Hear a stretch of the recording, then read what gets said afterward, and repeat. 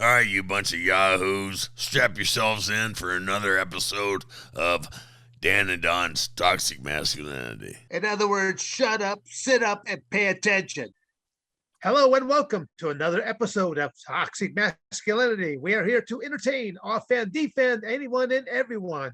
And hopefully more than anything, to make you think. And for some of you, it might just be for the very first time. We like to make you scratch your head, scratch your ass, hopefully not at the same time. My co-pilot in crime is Don the Predator Frye, and yours truly, Dan to be Severn here. And there you go. I'm gonna throw it to you there, Mr. Frye. We've got a chat right along here, but let's just jump right in there. We've got a couple guests. We've got Tom Robb and we got Ken Yasuda, and just basically go ahead and Ken Yasuda. He's been a friend of mine. I'm sorry about that, Ken. He's been a friend. That's okay. You didn't say Yakuza, so that's better.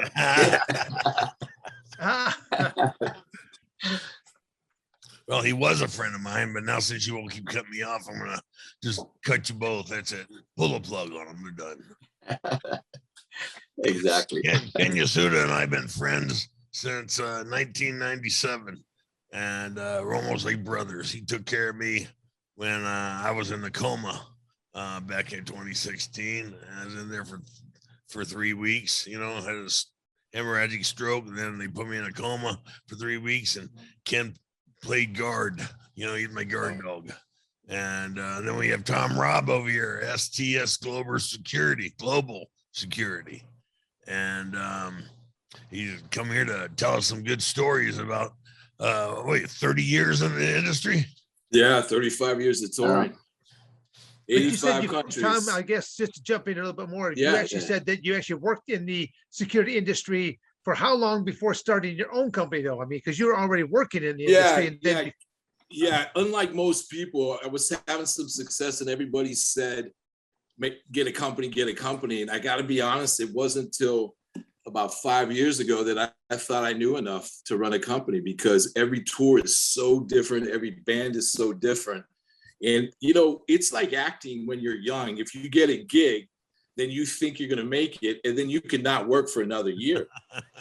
You know what I mean? So for me, I started landing gigs. And once I started working all the time, I had a little bit more confidence that I could do this. But I'll tell you why I formed a company is because we were lucky enough, me and my partner, to be with some really big bands like Metallica, Green Day. We did Kanye West. We did Linkin Park. We did all these tours. And we realized we were turning down a lot of massive tours, just as big.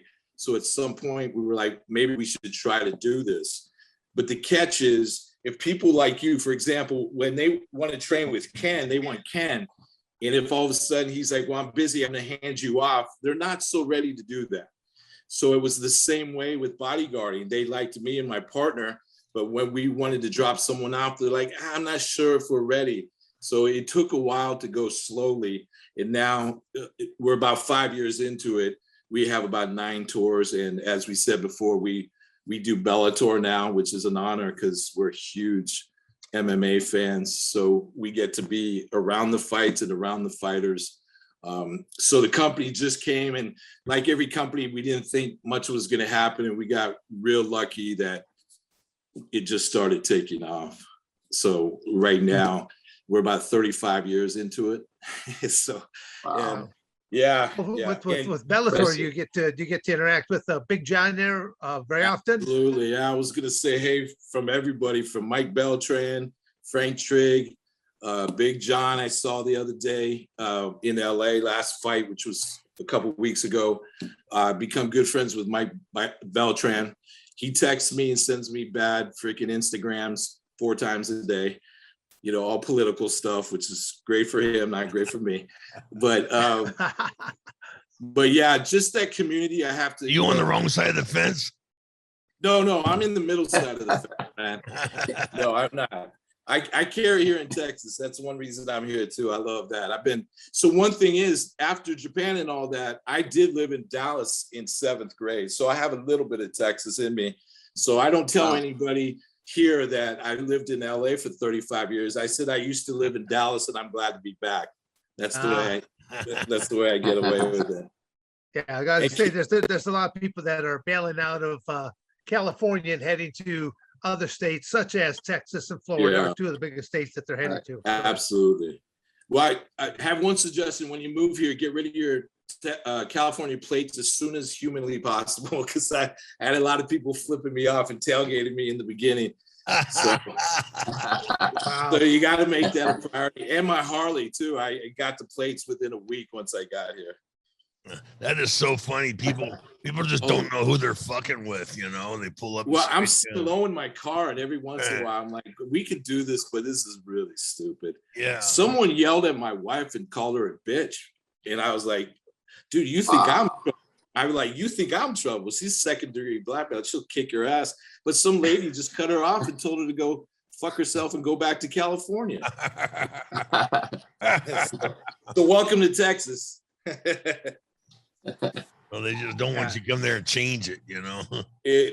Yeah, you know, I get that argument, but why would we leave if we wanted to bring that shit here? I'm trying to get away from it, man. I love. By the way, guys, I love it in Austin, man. And we go to Waco and San Antonio. We don't. It's not just the liberal part. I love Texas in general. I love that it's all about football and sports and training. There's great gyms out here. People don't fuck around with gyms, man. They're serious here, which is what I really like. Well, Ken, you would like also it here, you can open carry, can't you? Yeah, I don't, but yeah, I haven't seen it though. To be honest with you, I haven't really seen it at all. But I'm not looking for it either. Yeah, but I mean, Don, isn't Arizona the same way? Isn't Arizona open carry? They've had that for 40, 50 years, you know, or maybe more. You know, Texas slow on the uptake. Yeah, funny story on that, Rob. When Walkie Tall, the movie Walkie Tall had just come out, I'm at this big swap meet down in downtown Phoenix area. Huge swap meet that goes on for 2 days. I mean, there's just thousands and thousands of people. And as I'm walking down this aisle, I see these two. They're biker looking dudes. One guy's got a 2x4 up on his shoulder. He's got a gun strapped to his hip. He's got a big buck knife on his boot there. I don't even want to make eye contact with this guy. I'm afraid he's got some security issues here. He's a pastor of a church. Yeah. Yeah. It's the toughest church there, though. Yeah.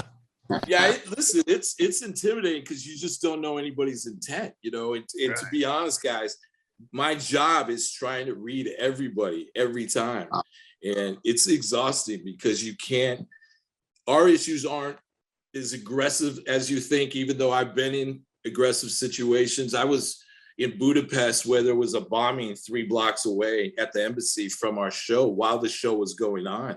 So we had to really address it and decide what was safe to do. So people think there's such a misnomer, man.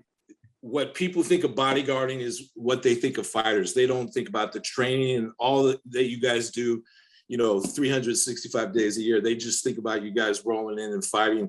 There's so much to this too that people don't know about, how we advance it for months, how we're prepared. We have anti-sniper, we have active sniper teams, we have tactical teams, we have fire marshals. We have so many things involved because we're in Bogota, we're in Belarus, in Moscow. And I've been going to Russia for 20 years and they didn't want us around in the beginning at all. But them in Paris, it seems like incrementally every year they figured out there's a lot of money coming from our rock bands. So they started being nicer. But in the beginning, man, they didn't care what you said. They were just like, go away. We don't care. No matter what. How about your childhood? Did you always know you want to be a bodyguard or just fell into it? Yeah, no, it was kind of, I come from an artsy family. They're all creative artists. And I was given the gift of art, but I just didn't really care. I don't know. It'd be like you guys, you were given the gift of singing, Don, because everybody wants to hear you sing. Can you imagine if you were like this amazing singer and you're like, I'd rather do this. So I kind of followed my other thing, which was I wanted to coach football at a high level. And I was coaching, and then just one day I was like, I'm just not making enough money. And I was dating someone that was getting hit on by Stallone and Eddie Murphy at the time. And I was like, I'm making $17,000 coaching. I might not be able to hang on to her with this right now. So I got into one of the kids I was coaching. His father ran a company that was very famous. So I just applied, got in. I wasn't happy there. And after a year, I started my own different company. And then I got into it then. And then in the 90s, I started going with rock bands, which made a lot more sense because I'd already learned the corporate and kind of tactical stuff, which they weren't really doing in rock and roll at the time. You remember when the Rolling Stones had like the Hells Angels and all that stuff? That went over great. Yeah. Yeah, exactly. 20 lawsuits later. So that's kind of the issue, is they wanted to clean it up. And the difference is, you guys, especially Dan and Don, I can't touch anybody. They can spit, they can elbow you. My only concern is getting my client to safety. So it's really difficult because you got, and I'll be honest, over 35 years, I haven't had people go too crazy on me, because I have a way of just calming people down and going, dude, you're having a rough night. Let's just take it easy. Let's call it a night. And I don't, instigate it or escalate it. But there's times, man, remember that scene in True Lies where Arnold's in the Corvette and the guy driving the car is talking shit about his wife, and he shows him like snapping his neck. Yeah. And then it goes back. I've had about 30 of those where I'm thinking about just doing this. But I'm like, well, have a great night. I hope you had a good time, and you just walk away. Because I mean, we're handcuffed, man. Especially, as you know, with everybody. I don't know if you know this, but everybody at Coachella, if they're black, they're related to Kanye West, and if they're white, their father's a lawyer. That's all you need to know. Right. So everybody's a lawyer, so they can say and be disrespectful and rude to you, and you just gotta walk away. Right. And it's tough sometimes, because I'd rather do what you guys do, get them in the ring, but we don't have that. And it's changed a lot, like we said, from Rolling Stones and stuff. Even Metallica was much more aggressive back in the day. And now we're, it's basically, these bands are billion-dollar companies, and you got to protect them from liability and lawsuits. So you just kind of walk away, and you use allies that, obviously the building has 300 security if you go to arena. So those are your allies. You hand it off as soon as you can and get your guy off the stage or whatever you need to do. But the festivals, I was telling Dan about Budapest. We had somewhere where the barricade in the front, which is solid metal, broke, and a girl's arm was caught in between. So we jumped off the stage and literally took our belts and we laid on the ground and put our backs in the dirt and our feet against the barricade and used our belts just to pull it apart enough to get our arm out.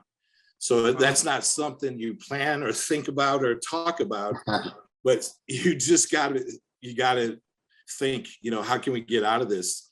And we were in China with Linkin Park, and obviously everybody goes to Beijing and Shanghai. So those were the famous two cities that American rock bands have gone to. But we went to these four cities that I had never heard of that were still 30 million. They were just massive. And we were doing football stadiums. And it's the first time an American rock band had been there.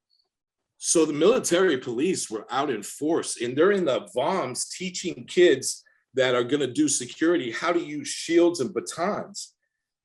They've never done it because they didn't know what to expect. So they're teaching them, and we're walking around going, what the fuck is this? It's a gang fight? What are we doing here?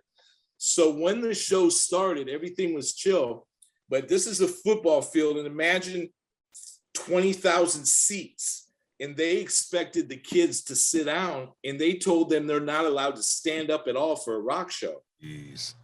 So the second the show started, all these kids got up, and they're jumping over the barricades to try to get them to sit down, and they're swinging sticks. So there was a big Chinese girl against the barricade, and she had somehow cut herself, not superficially, but the more she moved, blood was flying. So now she's against the barricade, and as soon as our singer came out, this is our first show of 6 football stadium, he sees a girl covered in blood, military guys jumping over with shields and batons, hitting all these people. And we had guys jump off the stage to help us, and me and my partner just went over the barricade kind of with a translator going, no, no, no. And in Japan, as you know, and in China, it's all about honorable. So I'm having her just go, tell them we honor them and respect them, but they got to quit hitting our fucking kids.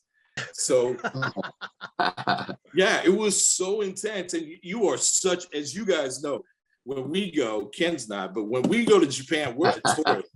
We're a tourist. We don't look anything. They know we're gaijin. We're gaijin. Foreigners. 100%.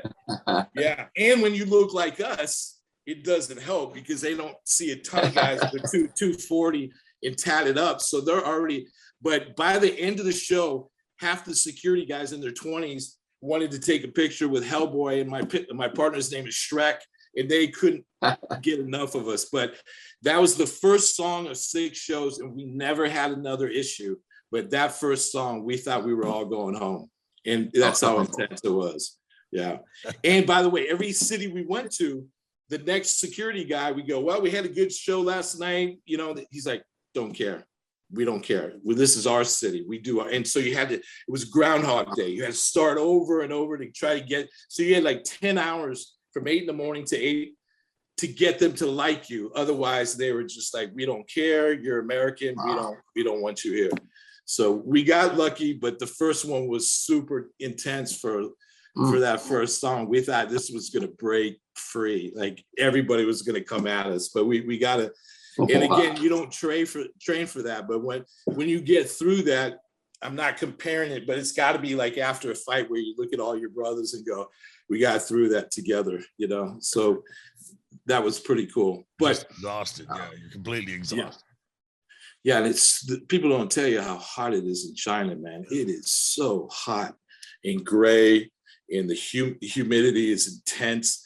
You're going through like you can barely see the back of the arena. It's crazy. You are in a different world. You really are. Thank you for watching another episode of Dan and Don's Toxic Masculinity. You better like, subscribe, and share, or I'm going to come to your house.